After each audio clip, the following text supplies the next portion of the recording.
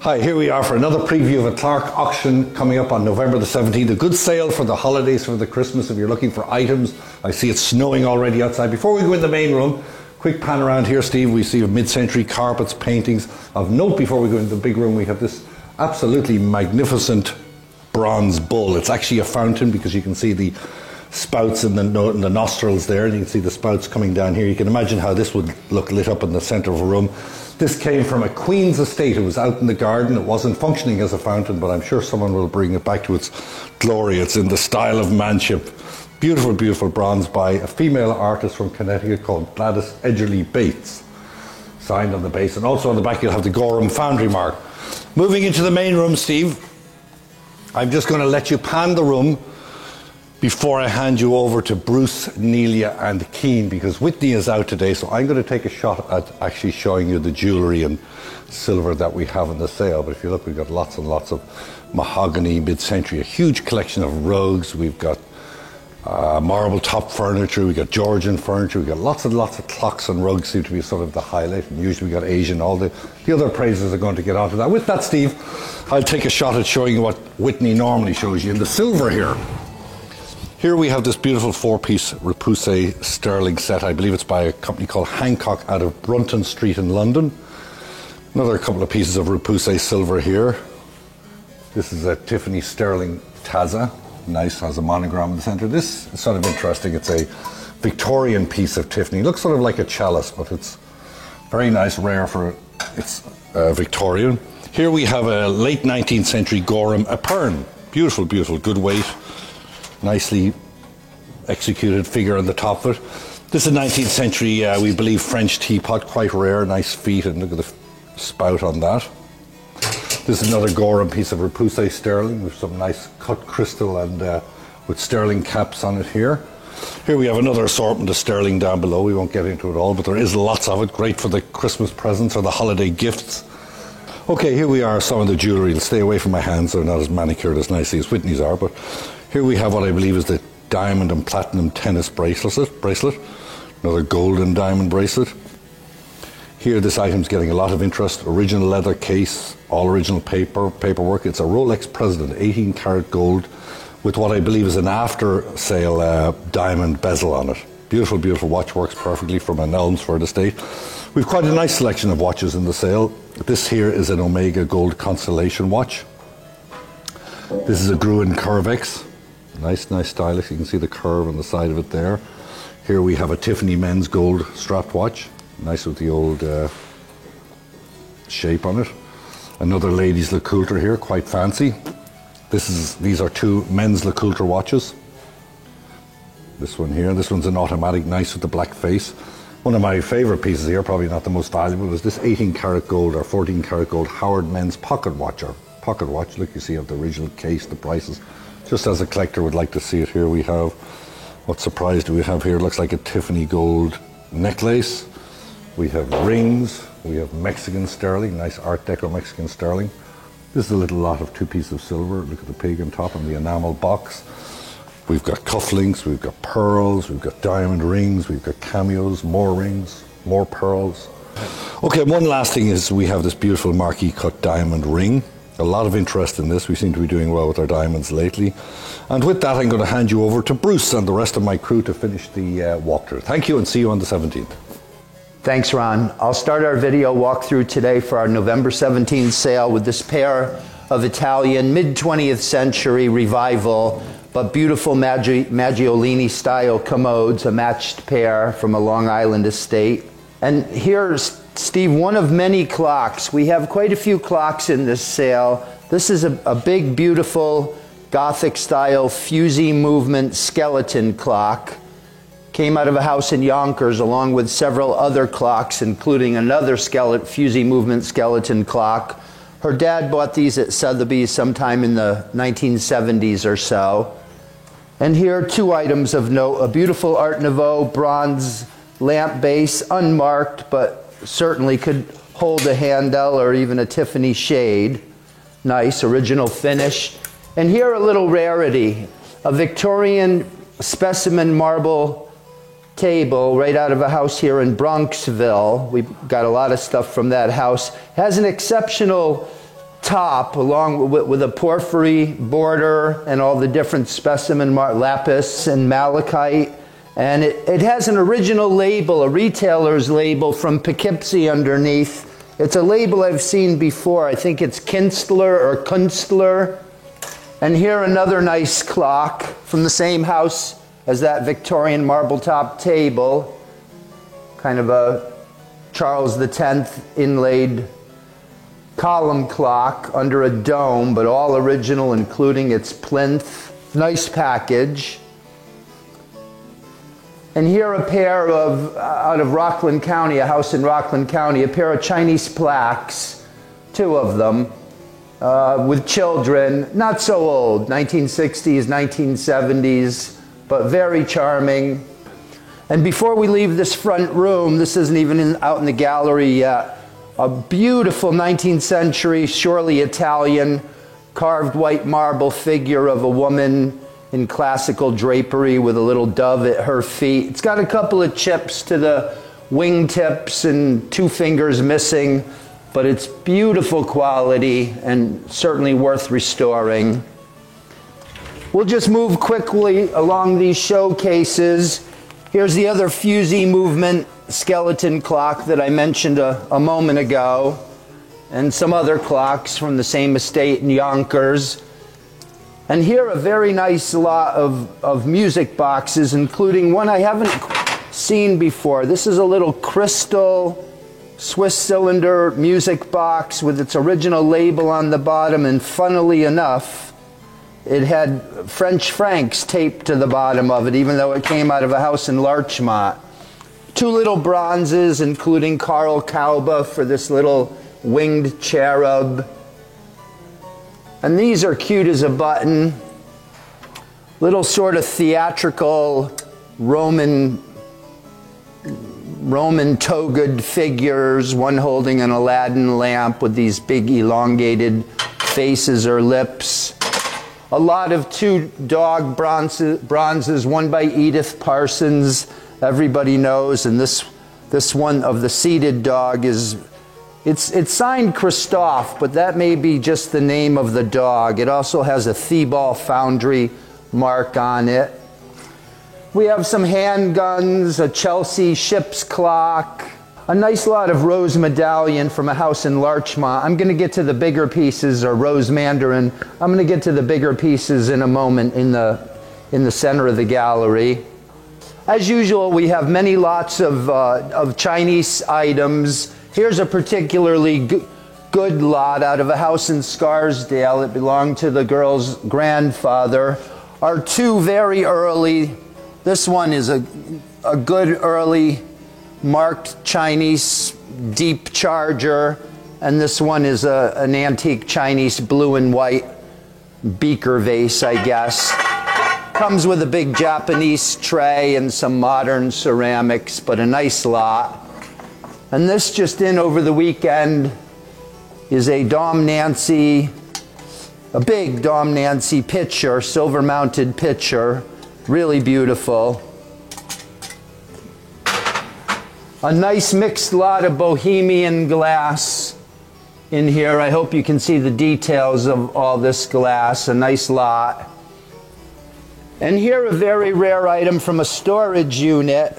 We got quite a few things, including some good rugs. But anyway, it's called the Sea Sword by Steuben. They only made 50 of them in its original presentation box with letters of authenticity to the original buyer. And also from the storage unit, a nice piece of early Ar Lalique with cocks or roosters around it. And from Scarsdale is this set of 11 intaglio cuts, Tiffany Favril. I don't know if they're finger bowls or dessert bowls. And from another house, so the storage unit is a beautiful piece of Tiffany Favril, signed, all original, perfect condition, with this sort of typical Art Nouveau decoration. And rather going into detail, Steve, a nice lot of Chinese items. I guess these are from Long Island. This is a beautiful little pair of ivory food dog figures. I think they might be signed on the base. You can see the details on our website. Another particularly nice lot of rose medallion from our house in Larchmont. 4 pieces in perfect condition. But here from our storage unit is a beautiful lot of Japanese, or mixed, but the important things are these 3 Japanese in-row. A gilded one, a mixed metal one with gold, and another little 4-section lacquered one with its original little drawstring here. The string is broken. We have jade. One lot of 3 pieces of jade here, all nice. 2 pieces of jade and 1 jadeite. And then a lot of snuff bottles. This one's certainly jade here and well carved with food dogs. This is a little porcelain gourd bottle, snuff bottle. And this one I think is coral, a nice antique coral bottle, no top, with a dragon motif. While we're still on Chinese, this is 2, not a pair, 1 big one, 1 smaller one from our Larchmont house. 2 19th century rose Mandarin jardinières. Here's the other one over here, a little smaller. And for the moment, our last Asian item of the day is this Buddha. Antique gilded, carved, and painted Buddha. To be honest, I'm not sure if it's Chinese or Japanese, but it's a beautiful antique figure. And Steve, I wanted to bring your attention today that we have a very good selection of antique rugs, including this oversized Saruk in excellent condition. We have 4 Chinese room-size carpets, and 2 of them need some work. But this is a real beauty here. You can get the details on that. Small room size here. A big green Celadon green background Nichols style carpet, and a gold background Nichols styles carpet here. But then out of our storage unit, we have a very nice selection of scatter rugs, including this one here. Is really a beautiful Persian carpet. And this one, maybe it's a Bakhtiari, I'm not sure. It's a long runner. But what a nice pattern that is, and in relatively good condition, these rugs. To get off rugs for 1 minute, I think that there's no doubt that this is an Angel Botello frame. You can see the details on our website. And here a little 19th century in the style of 17th century Italian, a little 1-drawer stand is quite a nice piece of furniture. We have a very nice selection of French and English furniture, a campaign chest, always popular with our buyers, some little early 20th century French furniture here, this inlaid stand, a little leather book circular stand. We have more furniture from this same estate. And you can see that we also have a nice selection of custom furniture, including this Baker banded and inlaid bow front server, another antique 19th century English butler's secretary with the pull-out desk interior. And here, along with our clocks, we have 2 antique grandfather clocks. This one's an E. Howard Boston grandfather clock. It's been chinoiserie decorated later, but a beautiful turn-of-the-century clock. A big 18th century French stripped armoire. Another antique English clock here, or Scottish. A pretty good American Federal 2-part secretary here with tambour front. It probably had nice brass finials up here, maybe even an eagle on the top. Those are missing, but a good period piece of Federal American furniture. A pair of opaline, French opaline, hard to find a pair, opaline glass, little smaller chandeliers out of a house in Long Island, the same house as the Gladys Edgerly Bates bull bronze. And a beautiful marquetry rolling pin, double rolling pin clock here, 19th century. An 18th century or early 19th century chest on chest, surely English. William IV, George III, William IV. Needs a little bit of cabinet work, but a beautiful antique chest. And Steve, that's going to wrap it up for me today. We hope to see you on the 17th, and I'm going to turn it over to Nelia. Thank you. Thank you, Bruce. I want to start here with this very large and colorful Audubon print. This is done after a painting by John James Audubon and printed by Robert Havell. It's the double elephant folio size, so we have this great big image. You can actually see at the top where it was torn from the folio. You have just the little tear marks along the top margin.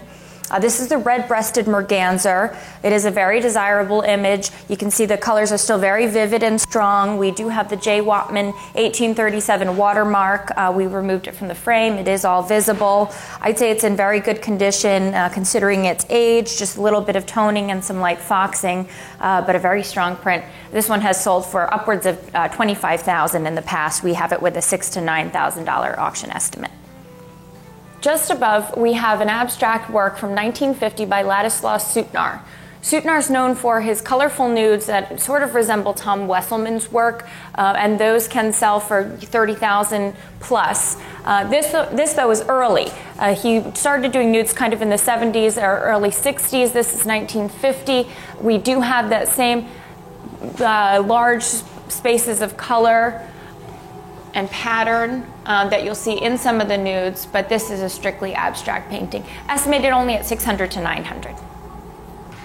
We're all really excited about this painting. This is a Trompe l'Oeil still life by Ben Austrian. Austrian was from Reading, Pennsylvania, a regional artist who really stayed in the area, painted in the area, is known for images like this, Trompe l'Oeils, and also images of chickens. He did a lot of chicken paintings. They do very well at auction, but this is so unique. Here we have all of the vices. We've got gambling, we've got the Belmont Driving Park slip from the horse track, the infamous horse track in Pennsylvania. We've got cigarettes, we've got the Irish whiskey, money, dice, and this is called Temptations. So just such a fitting name, wonderful painting, estimated at $6,000 to $9,000. This is from 1894. It is signed and inscribed in the lower left corner as well as on the back. And this is from a local Pelham, New York estate. So I hope somebody cherishes and loves this painting as much as I do. Down here below we have a little work by David Burliak. This is an oil on a wood panel. And we've got a couple here sitting at a table drinking tea. Church in the background, nice little painting. We have this at $2,000 to $3,000. Good, unique Burliak work. We hope to have a couple more in the upcoming auctions. This small little oil is by Paul Gagny. And here we have a Parisian scene. You've got booksellers along the Seine River. This was done probably in the early part of the 20th century. A nice little Parisian painting that I just wanted to show you before I show you two greater paintings that we have by Cortez. This is one of two oils on canvas by Edouard Cortez. Cortez is known for these wonderful boulevard street scenes of Paris. Here we have, it's almost at twilight with the illuminated shops, figures, cars. I love the reflection and this post-impressionist style of the possibly rainy streets in Paris. And this is one of two. The second one over here. And here we have the horse-drawn carriage, another identifiable Parisian street scene. We actually know that several of these have come up for auction in the last couple of weeks at Heritage and Bonhams, and they've sold in a range from about $30,000 to $65,000, which we hope bodes well for our paintings. We think these are very fine examples of Cortez's work, and here we have them estimated at $12,000 to $18,000. Here we have yet another work by a French artist. This is by Henri Le Cédnar.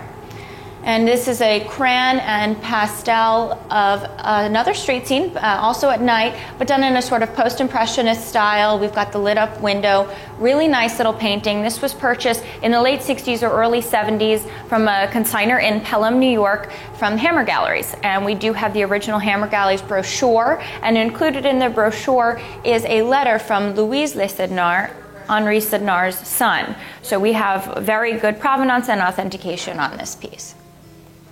This great mid-century sculpture is by Joseph Subirachs. Subirachs is a Spanish artist born in the 1920s, was working through the 50s, 60s, 70s, and known for his surrealist images. So here we have a stone sculpture with this elongated face. This will be accompanied by a letter from Subirachs, also authenticating and verifying that this is a work by the artist. We also have an oil on canvas by Subirachs from the same estate. This wonderful watercolor is by Hippolyte Petit-Jean. You can see it's done in a great pointillist manner. We've got wonderful use of color here. You've got very vibrant colors, although the paper may be a little bit toned, but we can see the colors have not faded. And this is from the same estate as the Lessednard, the Audubon, all from a Pelham collector. This piece was also purchased at Hammer Galleries and has an accompanying brochure as well. This will be estimated at $4,000 to $6,000. Out of a Scarsdale home comes this nice big red canvas. This is by a contemporary artist, American artist in California, Will Fowler, working and active in Los Angeles. He's known for these heavily patterned and textured canvases that still have a lot of energy and vibrancy to them. So you can see he's taken this kind of green patterned background, overlaid it with nice red textures, worked it with probably the back of a brush. Really nice contemporary piece. This is estimated with a very conservative $3,000 to $5,000 estimate, though his works retail for $10,000 plus. So we're excited to have this here. We know New York has been excited about graffiti artists, and as Banksy wraps up his New York exhibition, we're excited to have these two pieces of graffiti art. These are by a Bronx native, Crash. Both are lithographs, but with a lot of hand coloring and collage adornments. In this piece here, we have a transparent subway map adhered to the paper, some gilding in the clock, a nice Dear Prudence letter. There are a lot of interesting aspects. Both of them are hand-signed and numbered and dated 1989. From the same Scarsdale, New York home as the Will Fowler I showed you a moment ago comes this big oil on canvas by Kevin Red Star. Kevin Red Star is an American Indian artist. He was born in Montana to the Crow tribe, works now mostly in Santa Fe, New Mexico. And here we have a traditional dancer depicted with the wonderful skins. You've got feathers, just a really nice composition, attractive overall piece, and this is estimated at $2,000 to $3,000 with a $10,000 price tag adhered to the back from the gallery that it was originally purchased from. This lithograph by Willem de Kooning comes from the same home as the two Crash lithos that I showed you a moment ago. This one is called Thelonious Monk, or Devil at the Keyboard. So I just love the title of it. It is hand-signed in a red crayon by de Kooning, and it is numbered 115 out of 125. Really nice image. This is estimated at $1,500 to $2,500.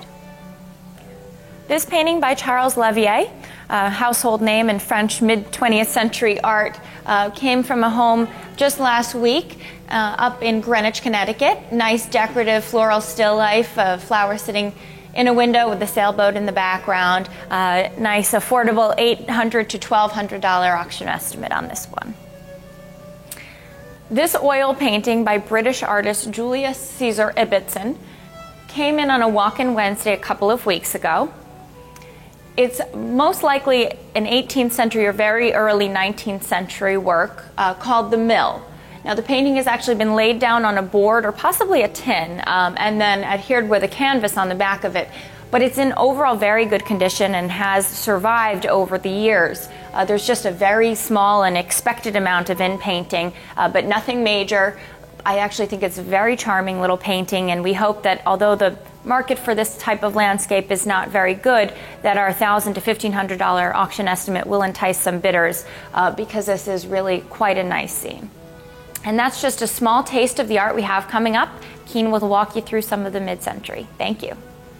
Okay, thanks, Nelia. I'll kick off the mid-century with this pair of Dux Swedish lounge chairs. Nice original cushions, nice fabric straps on the back. They have slats. Like I said, there's a pair labeled Dux, Swedish company. Nice bent wood straps to the back, slats. And I'll continue on into the main room with some other great mid-century pieces, including this set of Le Corbusier LC3 lounge chair and love seat. The cube frame design, nice original leather, has a made in Italy tag underneath one of the cushions on that. That's one lot. Some really nice unidentified blonde wood and original fabric adjustable chairs. There are 4 of these in the lot. Next to those will be a lot of mid-century lamps on top of this lucite base and glass table. These are very nice unidentified teak. Also comes in a lot with one ceramic lamp and this cylindrical dark wood mid-century lamp as well. Right behind me here, classic Saarinen tulip table and chairs. All 5 chairs are side chairs with swivel bases. All of them have swivel bases. Marked Alcoa on the bases. It's a aluminum company that Noel used for a long time to make the chairs. Same house as the Dux chairs, a nice set of mid-century end tables, tambour roll front. Over here, bedside tables, very nice. A pair in one lot of these quite large mid-century stripped consoles with the shelving on top. Very nice, great project to refinish these. There's the other one in the same lot next to these beautiful, beautiful Finuel looking unidentified chairs with the vinyl straps on the bottom, probably replaced, but otherwise in great condition. Great look to that. In the table selection, we have a set of 3 tables. It's kind of a match top, teak, and tapered leg surfboard table. And that will be with these 2 darker end tables, all unmarked, but sturdy construction, great condition. On either side of those tables is 2 Thayer Coggin, the gloss micarta sides with the 16 and 24 leather cushion seats, nice tan and dark brown color on those, great condition as well.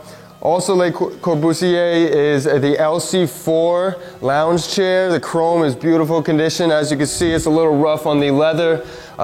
Has the remnants of the pony hair on the top if you want to get in close there. So was once a very beautiful chair, could use some restoration, but the frame is in perfect condition.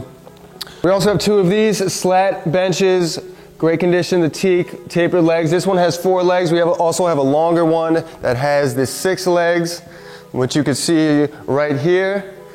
This is the longer one. The top is slightly rough. It does have 2 vinyl cushions that you might want to take with you when you have won this lot. That smaller bench will go in a lot with this nice New York Maker, American Modern, Smilo and Theo lounge chair with original ottoman. Also in the center here we have 2 beautiful mid-century, really thick lucite tables. This is a nice square coffee table. This is an Asian Modern style base with a nice glass top to it, original brass pins. Very beautiful, really good lucite pieces there as well. And I'll finish off here, Steve, with one of my favorites in the sale, if not by maker, but by design, this free-form slab top and cross base wooden occasional table, coffee table, nice large size. The free edge is very popular and a very nice design all around. Could use a little refinishing or retouching on the top. Small watermark here, but otherwise a very nice piece of wood that would look great in a mid-century living room. All right, and that will wrap it up for me, Steve. We have lots more mid-century and all other lots, and we expect to see you on November 17th for a great sale. Thank you.